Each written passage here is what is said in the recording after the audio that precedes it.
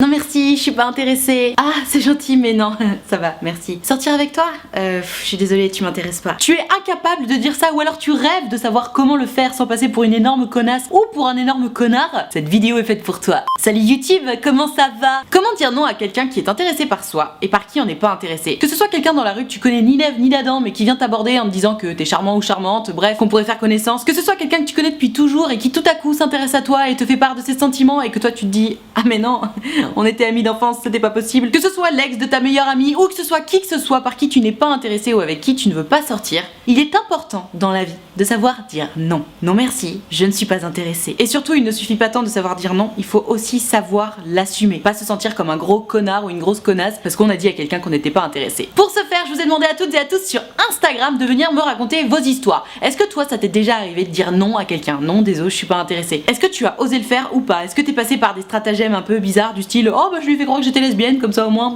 qu'il n'y avait pas de problème? J'ai eu des messages comme ça sur Instagram. Est-ce que t'as été sincère? Est-ce que derrière tu t'es pris des énormes chasses de la part des autres en mode ah mais t'es pas sincère, je sais rien, alors que t'as été sincère? C'est toutes les histoires que vous m'avez racontées donc sur Instagram en message privé. Merci d'être toujours aussi nombreux à réagir. On va voir ça tout de suite, donc allons-y.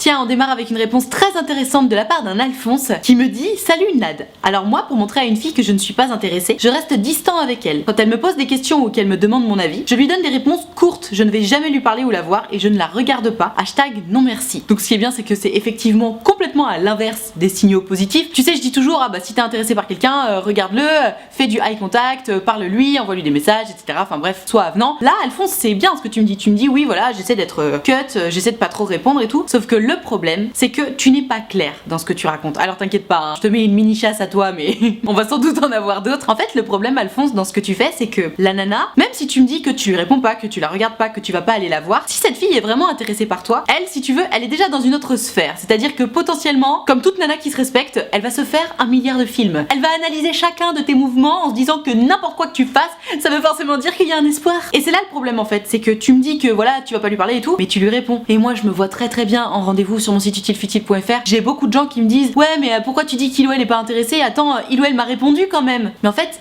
répondre à quelqu'un, bon déjà si jamais toi tu es dans cette situation là, rends-toi bien compte que répondre à quelqu'un ou quelqu'un qui te répond, ça veut pas dire quelqu'un qui est intéressé par toi, tu vois. Répondre c'est plus une question de politesse, tu vois, on t'a posé une question, tu réponds, voilà, ça veut pas dire que t'es intéressé. Donc arrêtons de nous faire trop de films. Mais toi Alphonse, du coup, si tu vois que la nana elle a toujours pas compris après que t'aies fait tout ce petit jeu de distance extrême, tu sais, tu peux tout à fait répondre quelque chose un peu sorti de nulle part, qui tombe un peu comme un cheveu sur la soupe, mais en même temps il faut dire les choses, qui dit quelque chose du style écoute, j'aimerais savoir ce que tu attends de moi parce que j'ai l'impression qu'on n'attend pas la même chose l'un de l'autre. Moi je suis pote avec toi et j'ai l'impression, peut-être que je me trompe, mais il me semble que tu espères plus de moi. Est-ce que c'est le cas ou pas? Parce que si c'est le cas, je suis désolée, mais en tout cas c'est pas réciproque. Alors c'est difficile d'envoyer un message comme ça, t'es peut-être pas obligé d'envoyer un long pavé non plus, tu vois, mais au moins la nana elle est fixée. Parce qu'en fait le problème de quand t'as toujours pas dit non à quelqu'un, c'est que tu sais que la personne est en train de se faire des films. Donc tu sais ce qu'elle ressent, elle sait que tu sais, tout le monde sait que tout le monde sait, bref, vous avez un poids tous les deux sur les épaules parce que elle se dit bon allez, peut-être que demain ça va arriver, peut-être que demain ça va arriver, et son poids est de plus en plus lourd. Et toi, tous les jours tu te dis quoi? Bon allez, peut-être que demain elle va me lâcher, peut-être que demain elle va me lâcher, putain elle a toujours pas lâché. Donc vous êtes en tension tous les deux. Donc mon Alphonse, on va passer rapidos sur ton histoire parce que c'était très clair et très concis. C'est pas mal ce que tu fais en soi. Le message est suffisamment clair, mais si jamais il n'est pas assez clair, si jamais la nana en face, elle continue de vraiment s'emballer parce qu'elle est vraiment trop à fond sur toi, n'hésite pas à être un peu plus clair, à répondre vraiment quelque chose qui dit écoute, je suis désolée mais je crois qu'on n'attend pas la même chose l'un de l'autre. Et puis après tu verras ce qu'elle répond. Si elle se vénère, bon bah vraiment juste tu coupes les ponts, tu vois, genre tu l'ignores parce que c'est pas cool. Mais en principe, je pense que tu reçois plutôt un message du style ah bon, je suis trop désolée, ou alors non mais pardon, tu t'es fait des idées, ou un truc du style, tu vois. Enfin bref, passons à l'histoire suivante. Ok, alors de toute évidence, prendre ses distances, c'est ce qui revient le plus parce que Gertrude me raconte, quand je devine qu'un garçon est amoureux de moi ou bien qu'il me le dit directement, c'est toujours très gênant. Ça me met vraiment mal à l'aise, entre parenthèses, quand c'est quelqu'un qui ne me plaît pas, bien sûr. Oui, je me doute, Gertrude, parce que s'il te plaît, hein. Alors j'évite la personne un maximum et deviens très froide afin de lui faire comprendre que je ne veux pas de lui, hashtag non merci. Alors comme je disais tout à l'heure, c'est pas forcément le meilleur moyen, mais là en plus, je trouve que c'est encore plus dur entre guillemets parce que quelqu'un vient t'avouer ses sentiments et toi, en réponse, genre tu deviens froide. T'imagines la douche froide, pour le coup même glaciale que ça doit être pour la personne en face? Genre la personne se dit ok, j'ai été sincère, j'ai avoué mes sentiments, et au final, au lieu d'avoir une réponse sympa ou claire, et ben elle me fuit. Alors oui, la personne va comprendre, tu vois, effectivement, si tu deviens froide, en principe, le message est clair, comme pour Alphonse juste avant, tu vois. Mais moi, ce qui m'inquiète plutôt dans l'histoire là de ce que tu me racontes, c'est que fuis-moi, je te suis, suis-moi, je te fuis. En fait, si le mec en face là, le mec à qui t'as mis un râteau, enfin d'ailleurs tu lui as pas mis un râteau, tu lui as pas dit clairement, t'as juste pris tes distances et tu es devenue froide, si le mec en question c'est un chasseur, si c'est un mec qui va se dire oh là là là, il y a du défi, je vais y aller, et ben en fait il va encore plus te coller, il va encore plus être à fond, et même si c'est pas un chasseur en fait, j'ai quand même l'impression que les personnes qui sont à fond sur d'autres, bref les célibataires en fait, à partir du moment où t'es célibataire et que tu chasses un petit peu, genre que tu cherches qui va être ta cible, si c'est trop facile, c'est chiant, tu sais, c'est ce que j'appelle le jeu de la séduction, si c'est trop facile, si la personne est déjà à fond sur toi, bon bah tu t'emmerdes, tu vois. Alors que si tu vois qu'il y a du défi, et ben là ça révèle ton instinct joueur et tu te dis je vais être trop fière de moi quand j'aurai pécho cette personne. Et donc tu t'accroches. Alors de façon un petit peu idiote malgré tout, hein, parce que si tu avoues tes sentiments à quelqu'un et que la personne devient froide, en soi, le message est clair, tu sais qu'il vaut mieux pas s'attacher. Bon après si tu t'attaches ou si tu continues, c'est qu'il y a quelque chose qui ne tourne pas rond dans ta tête, ou alors, malgré tout, parce qu'on est deux quand même dans l'histoire, que la personne en face n'a pas été assez claire. Et c'est ce que j'essaie de te dire ma Gertrude. Au-delà du fait que ça peut réveiller un petit peu les instincts de chasseur de certains, le fait de devenir très froide, et je te rassure t'es loin d'être la seule, en fait de nouveau ce n'est pas tout à fait clair. Pourquoi ne pas dire simplement les choses? Parce que soit ça réveille l'instinct de chasseur, soit tu vas être en face de quelqu'un qui a un cœur de guimauve, qui se sera complètement ouvert à toi et qui va se dire mais merde, mais qu'est-ce que j'ai fait de mal? Je suis amoureux de cette fille et je lui ai dit et depuis elle me calcule plus, mais mon dieu, mais le monde est atroce, tu vois. Et je pense qu'il faut faire attention aussi aux petits cœurs de guimauve, de bisounours, tout ça. Que tu deviennes froide, je peux tout à fait le comprendre, et en plus si ça te permet toi d'être un peu plus à l'aise, de prendre tes distances, pas de problème, mais avant de prendre tes distances, je pense que tu peux quand même prendre la peine, surtout si tu vois que la personne en face a l'air fragile ou sensible, et attention nous sommes tous fragiles et sensibles sur certains points, de dire à la personne que ben non t'es pas intéressé et que ben pour l'aider tu vas prendre tes distances ou quoi que ce soit, tu vois. Mais switcher comme ça, devenir froide pour rien, enfin pas pour rien, mais du jour au lendemain sans que la personne le comprenne vraiment, c'est dur je pense. Je pense que c'est dur à encaisser et c'est peut-être pas la meilleure des choses à faire. Allez on passe à l'histoire suivante. Tiens, un point dont on parle beaucoup trop peu et je suis très contente que tu l'abordes Gertrude. Elle me dit: coucou Nadia, déjà merci pour tout ce que tu fais pour nous, petit Gertrude et Alphonse perdus dans un monde trop complexe. Trop chou. J'ai un jour eu une expérience un petit peu étrange avec un garçon, un ami de ma famille, il a mon âge, je te rassure. On dormait ensemble et ça ne me gênait pas du tout puisqu'on dort ensemble depuis qu'on est petit. Il a essayé de tenter des trucs, je l'ai gentiment repoussé et il a eu beaucoup de mal à comprendre. Je pense que la culture du viol et la non-éducation sexuelle y est pour quelque chose, c'est la raison pour laquelle je fais cette chaîne YouTube. Tout ça pour dire que si vous ne voulez pas de quelque chose, que vous soyez une Gertrude ou un Alphonse, on peut dire non, on le doit même. Hashtag non merci. C'est intéressant ce que tu racontes ma Gertrude parce que effectivement, quoi qu'il arrive, parce que là depuis tout à l'heure on parle juste de quelqu'un qui vient avouer ses sentiments et d'être clair sur le fait que ben non t'es pas intéressé et d'essayer de préserver les petits cœurs brisés de la personne en face, mais c'est vrai que ça peut aussi arriver dans ce genre de moment du type tu dors avec quelqu'un et ce quelqu'un commence à tenter des choses, que ce soit t'embrasser ou que ce soit tenter des choses sexuelles. À partir du moment où tu te retrouves dans un lit avec quelqu'un, il est possible que la personne ait mal interprété le truc. Alors dans ton cas franchement je pense que c'était très très clair, mais ça arrive tu sais par exemple en soirée ou quoi que ce soit, tu te retrouves dans le lit d'un mec ou d'une meuf et puis le mec ou la meuf tente quelque chose et puis toi t'as pas envie et la personne est en mode mais pourquoi tu dors avec moi alors si t'as pas envie? Parce qu'il y avait pas d'autre lit disponible, connard ou connasse. Je sais pas si t'as tout à fait raison Gertrude quand tu dis que oui c'est à cause de la culture du viol, le manque d'éducation sexuelle etc. Parce qu'en fait pour moi accepter le refus de quelqu'un c'est juste une question de respect, d'éducation. Je sais pas si on est dans la culture du viol tu vois, parce que je sais même pas ce que t'appelles la culture du viol d'ailleurs, que la culture du viol ça veut dire quoi? Ça veut dire qu'il y a des gens qui se disent oh là là c'est trop bien de violer des gens. Bizarre. Manque d'éducation sexuelle peut-être, effectivement. Il est possible que certains jeunes ne se rendent pas compte de la gravité d'une situation de quelqu'un qui va dire écoute non j'ai pas envie de coucher avec toi ou juste j'ai pas envie que tu me touches, j'ai pas envie que tu m'embrasses et qui vont insister. Ça effectivement, déjà d'un c'est lourd et de deux ça peut être répressible par la loi. Attention. Et donc de l'importance de savoir dire non, notamment lorsqu'on se retrouve dans le même lit que quelqu'un qui tente des choses par rapport à toi. Si tu n'en as pas envie, il faut dire non. Parce que, en fait, ce n'est pas parce que tu t'es retrouvé dans le même lit que qui que ce soit que tu dois faire quoi que ce soit. T'es pas obligé d'embrasser cette personne, t'es pas obligé de toucher cette personne, tu n'es pas obligé de te laisser toucher et tu n'es pas obligé de faire quoi que ce soit de sexuel avec cette personne. Et même si au moment où t'es allé te coucher avec cette personne, tu t'es dit que t'en avais envie, tu as le droit de changer d'avis. Et savoir dire non, c'est aussi savoir s'éviter de graves traumatismes en fait. Et pour en revenir à ce que tu me racontes, ma Gertrude, tu me dis que bon bah lui il avait été insistant et tout. Effectivement, mais quel manque d'éducation. Ça aurait pu être plus grave. Il aurait pu essayer de te forcer à faire quoi que ce soit ou quoi. Alors moi ce qui me frustre c'est que tu me dis pas comment exactement tu lui as dit non. En tout cas mon petit, si tu regardes cette vidéo et que tu te dis ah putain moi j'avoue je saurais pas trop comment dire non. En fait très simplement la meilleure façon de dire non au bout d'un moment s'il y a quelqu'un qui insiste ou quoi, c'est de sortir du lit, quitte à aller dormir par terre ailleurs. Vraiment. Il vaut mieux dormir par terre quelque part plutôt que de se faire violer. Proverbe utile futilien. Donc ouais non faites attention effectivement. Et la culpabilité n'est pas de mise. C'est pas parce que tu dis non que t'es un connard ou une connasse ou que tu dois te sentir coupable en fait. Au contraire. S'affirmer ça doit pas te faire sentir coupable. Et d'ailleurs, si jamais tu te retrouves face à un connard ou une connasse qui dit mais tu savais très bien bien ce que t'étais en train de faire quand t'es venu te coucher avec moi. Je m'en bats les couilles. J'ai dit non. C'est non. Et oui, je savais très bien ce que j'étais en train de faire. Oui, peut-être que je t'ai chauffé toute la night. Mais si j'ai pas envie de t'embrasser, si j'ai pas envie de te toucher la bite, et vice versa, tu n'as pas à m'y forcer. Point. Voilà. Faites attention à vous, mes enfants.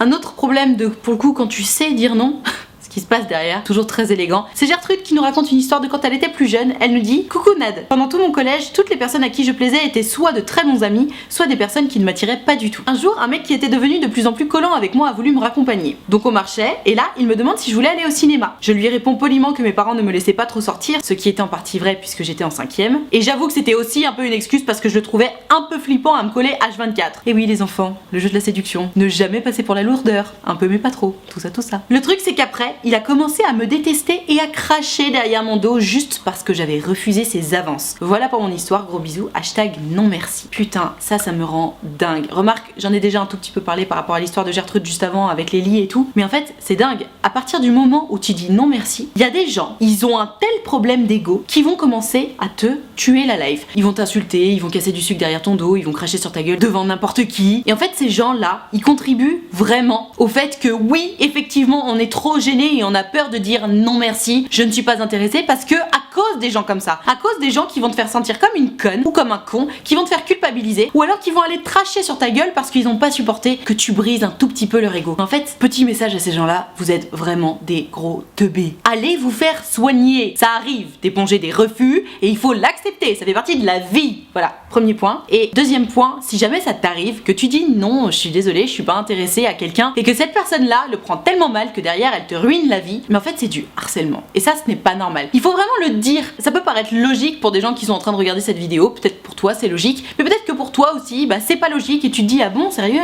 c'est pas normal, c'est ça du harcèlement? Oui, c'est ça du harcèlement. Quelqu'un qui a pas supporté que tu veuilles pas l'embrasser ou que tu veuilles pas coucher avec et qui derrière va essayer de te pourrir la vie, c'est ce qu'on appelle du harcèlement et ce n'est pas normal. Donc si jamais ça t'arrive, il faut le signaler. Alors je te vois venir à 1000 km dans ta petite tête. Si jamais toi aussi t'es en 5ème et que tu vis la même histoire que Gertrude a vécu par exemple, tu vas me dire ouais, je vais le dire à qui? À la maîtresse, au proviseur. On sait très bien que la maîtresse et le proviseur, ils vont rien faire. Tu vas le dire à tes parents ils vont te dire ah bah ma chérie, je suis désolée, on va te changer de collège. Non, c'est pas une solution. Je suis d'accord, c'est mal foutu. Mais en fait, il y a un moment, il faut savoir se fight un petit peu. S'il y a quelqu'un qui commence à te harceler à cause de ça, il faut savoir lui rentrer dans le lard. Et puisque cette personne-là cherche le fight depuis le début, et ben tu peux ne pas hésiter à dire ce qui se passe en fait. Tu peux très bien dire à la personne devant public parce que c'est beaucoup plus intéressant et ça va la calmer, je te le dis. Une toute petite pique du style j'entends bien que t'es les boules, que je t'ai foutu un râteau, et s'il te plaît, débranche, d'accord? Un truc du style, tu vois, juste pour rappeler à tout le monde que ouh, il est en train d'essayer de niquer ma vie parce que j'ai pas voulu sortir avec lui, voilà. Donc si jamais ça t'arrive, si tu as eu la politesse de dire non merci, je ne suis pas intéressée, et que quelqu'un derrière te fait des choses pareilles, 1, rappelle-toi que c'est pas normal, et 2, agis, fais quelque chose. Ne laisse pas cette personne faire. Ou alors, si tu as la force de vraiment complètement l'ignorer, bon bah ok, trop cool, mais si toi ça t'affecte, le fait que cette personne commence à casser du sucre sur ton dos dans tous les sens, agis, fais quelque chose. Parce qu'il faut se faire respecter. Et s'il y a quelque chose qui t'atteint et qui te fait du mal, et ben il faut faire en sorte que ça s'arrête. Courage. Ok, histoire qui revient très souvent, cette fois-ci c'est Gertrude qui me la raconte, mais je pense que you can relate. Hello Nad, j'avais rencontré ce mec rapidement lors d'une soirée et il m'avait demandé mon snap. Quelques jours plus tard, il me demande si je veux qu'on fasse un truc tous les deux un soir, et moi j'étais pas intéressée donc je lui ai dit non. Sauf que là, il m'a demandé pourquoi je disais non. Lourdeur mec, franchement si la meuf elle dit non, c'est qu'elle est pas intéressée déjà, mais bon. Du coup je lui ai dit que j'avais un copain parce que je ne savais pas quoi répondre. En vrai je regrette car je pense qu'il vaut mieux être honnête, signé Gertrude, hashtag non merci. Alors ma Gertrude, moi franchement je comprends. Pour être tout à fait honnête, c'est un peu la réponse que j'utilise moi aussi quand ça m'arrive dans la rue ou quoi, et en plus parce que c'est vrai. Le délire de non je suis désolée j'ai un copain, ça veut tout dire parce que non désolé, bon bah désolé parce que ça va te faire mal, j'ai un copain donc juste n'y pense même pas, don't even think about it. J'ai un copain, rien ne pourra se passer entre nous, et étant donné que je ne veux pas que quoi que ce soit se passe entre nous, bah non.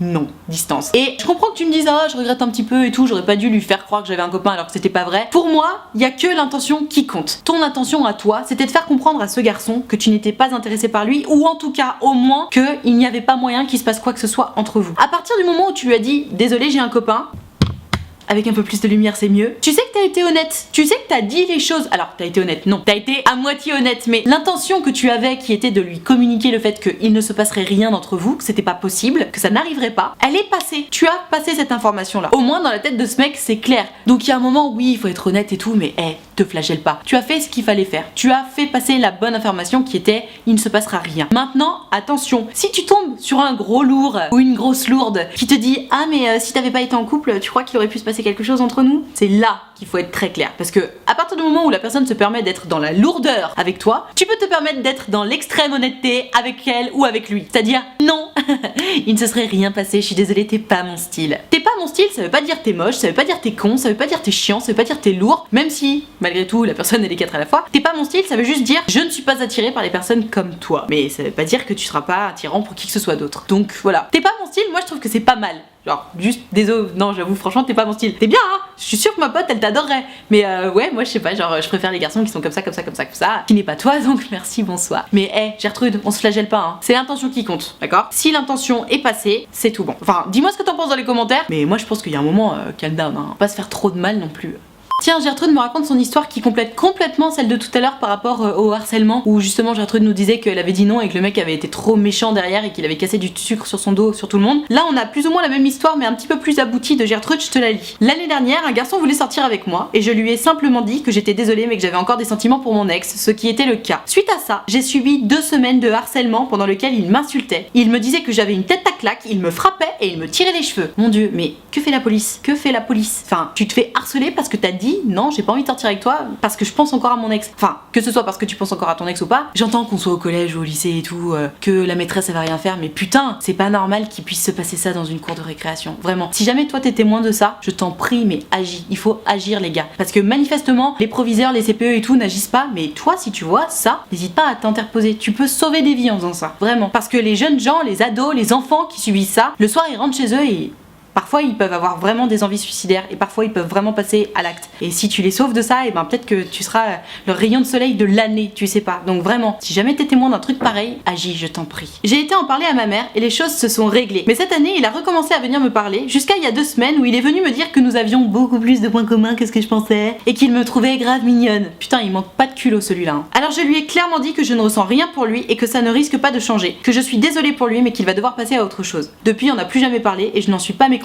Hashtag non merci. Putain, tu m'étonnes que t'es pas mécontente. Gertrude, j'ai pris cette histoire qui est très similaire à celle qu'on a vue juste avant, justement par rapport à cette histoire de harcèlement. Dans la question précédente, justement, je disais ah bon bah tu fais un petit peu comme tu peux, t'en parles à qui tu peux, etc. C'est vrai que j'ai oublié de dire que si jamais t'es victime de harcèlement, que ce soit au collège, au lycée ou n'importe où dans la vie, bon après quand t'es plus grand, il faut essayer de dealer avec ses propres problèmes, mais si t'es au collège ou au lycée, ou même à l'école, hein, tu peux en parler à tes parents. Parce qu'en fait, les personnes qui t'aiment d'un amour inconditionnel, les personnes qui veulent absolument que tu te sentes bien, c'est tes parents. Et je sais que ça fait un petit peu genre papa, il m'a embêté. Mais je peux te dire que ton petit papa, s'il apprend qu'il y a des gens qui te harcèlent et qui te font pleurer tous les soirs en rentrant du lycée ou du collège, je t'assure que ton petit papa il va avoir envie de mettre des pains dans la gueule. Alors évidemment la loi le lui interdit, mais je sais pas pour toi, mais moi je sais que, et attention oui j'ai raconté une histoire personnelle mais je pense que c'est intéressant, je sais que quand j'étais petite, quand il y avait eu des gens qui m'embêtaient, et ça m'est arrivé, honnêtement ça m'est arrivé, je peux pas dire que j'ai été victime de harcèlement parce que c'était pas le cas, mais honnêtement ça m'est arrivé, je me souviens d'avoir dit à mon père, papa voilà il y a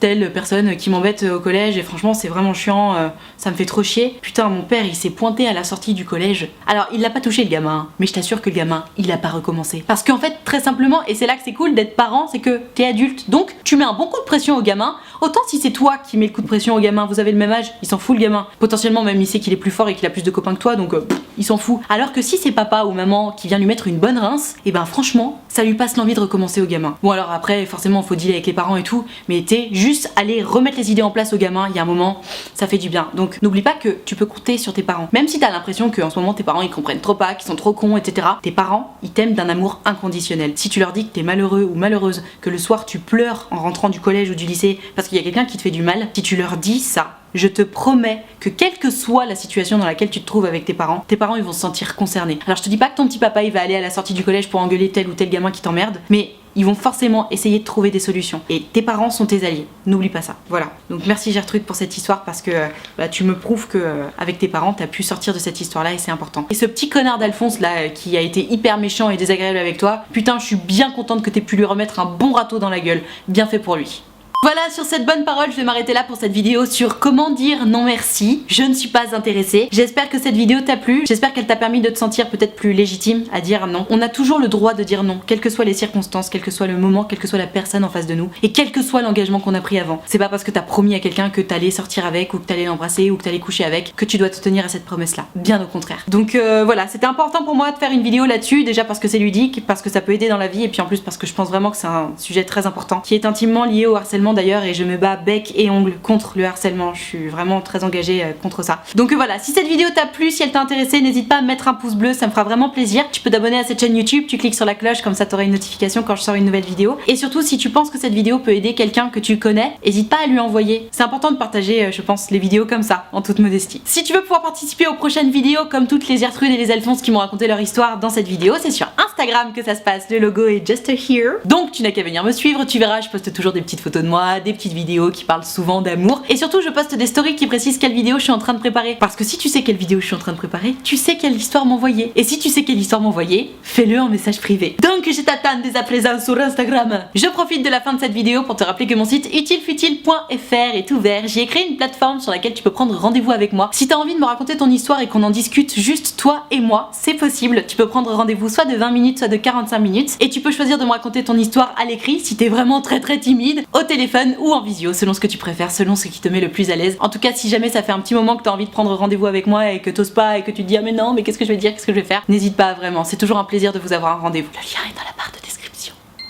Je te rappelle également que l'option de souscription payante à ma chaîne YouTube est activée, ce sont les abonnés de diamant. Il y a une cotisation de 5 € ou plus si tu le veux et que tu le peux. Moi, pour remercier mes abonnés de diamant de me soutenir à ce point, je leur ai créé un groupe Facebook dans lequel on discute tous ensemble. Je leur fais régulièrement des lives Facebook exclusifs rien que pour eux. Il y a une très bonne ambiance sur le groupe, vraiment tout le monde est bienveillant et très accueillant, donc si jamais tu as envie de venir les rejoindre, surtout n'hésite pas, je pense que tu seras très bien accueilli. Tout ceci étant dit, merci infiniment d'avoir suivi cette vidéo en entier et moi en attendant la prochaine vidéo, je te fais des très gros bisous. Ciao.